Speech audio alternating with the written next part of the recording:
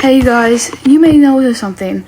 I'm a PNG now, and I don't normally do this kind of stuff, but today we are going to be reacting to true story scary animations. Make sure to shout out to 1C Animations for these wonderful animations. Have a good day, and have a good night. This happened in 2012 when I was 10 years old. My family of 7 had just moved into a new house in a sketchy neighborhood. Hold the phone. Why are we moving into a sketchy neighborhood? It's common sense not to. And been destroyed by fire. The house itself was old, very old. The basement looked like something out of the Italian catacombs. It was completely unfinished, with nothing but dirt for a floor. When we moved in, we noticed the basement door had been locked with a chain. Get out of there! Take your warning seriously. That should have been our first get out of there! There was also a lot of windows throughout the house. To get from my room to the bathroom, I had to walk past the kitchen and the back door. Anyone who grew up in a rough area knows how unsettling it is to walk past uncovered windows at night. That detail will matter later.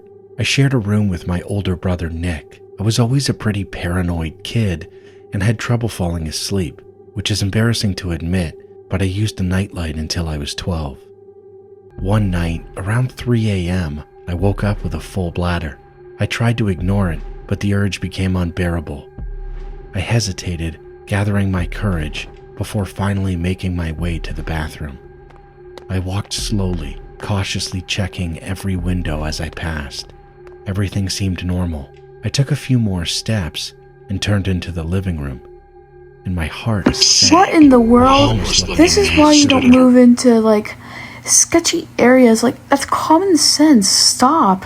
And why he built like that? He built like the egg from Humpty Dumpty, bro. Why he built like that? Get out. Back door. His hands cupped around his eyes as he peered inside. I froze, my breath catching in my throat.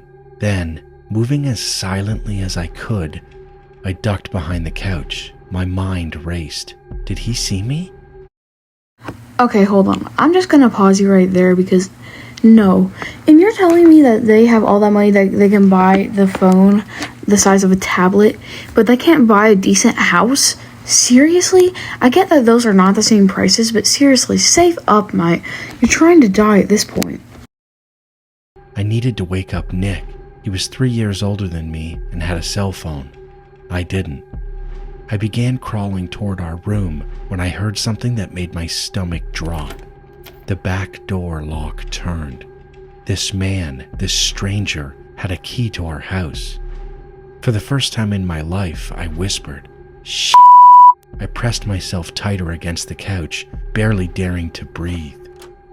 The door creaked open.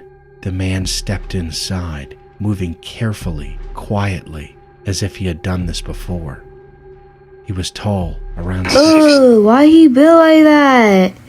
Why he built like Humpty Dumpty though? Low-key, not gonna lie. Editor, put a picture of Humpty Dumpty. With a long, graying beard that reached his chest. A hat and a hoodie concealed most of his face.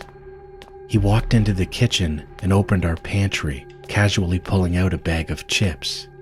Then, without hesitation, he unbolted the basement door and disappeared down the stairs, leaving it unlocked.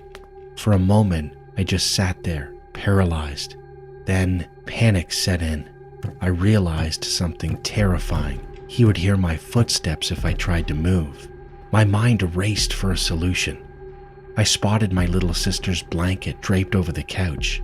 Carefully, I pulled it toward me and slid my feet onto it, using it to muffle my steps as I made my way toward the kitchen.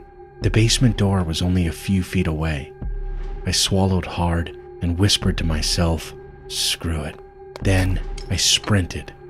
I reached the door and slammed the bolt shut, just as I heard heavy footsteps pounding up the basement stairs. A loud thud rattled the door. I turned and bolted up the stairs leading to my parents' bedroom, grabbing a knife from the kitchen counter as I ran. I shook my dad awake, my whole body trembling. There's a man in the basement," I managed to stammer. My dad shot up instantly, grabbing the knife from my hand. He was a military veteran, a big guy who worked out every day. If anyone could handle this, it was him. My mom, meanwhile, called the police. They said they were 5 minutes away. She didn't want to leave my little sister downstairs, so she took my hand, and together we made our way back to the kitchen. Just as we stepped onto the floor, the basement door exploded open. The man tackled my dad, sending them both crashing to the ground. They struggled, fists flying, my dad trying to pin him down. I didn't think, I just reacted. I sprinted to the kitchen, grabbed another knife, and rushed toward them. My hands shook, but I raised the blade, ready to stab the man. Give it to me! My mom shouted. I hesitated but handed her the knife. Without missing a beat, she stabbed the man in the back. He let out a strangled cry, giving my dad the chance to overpower him.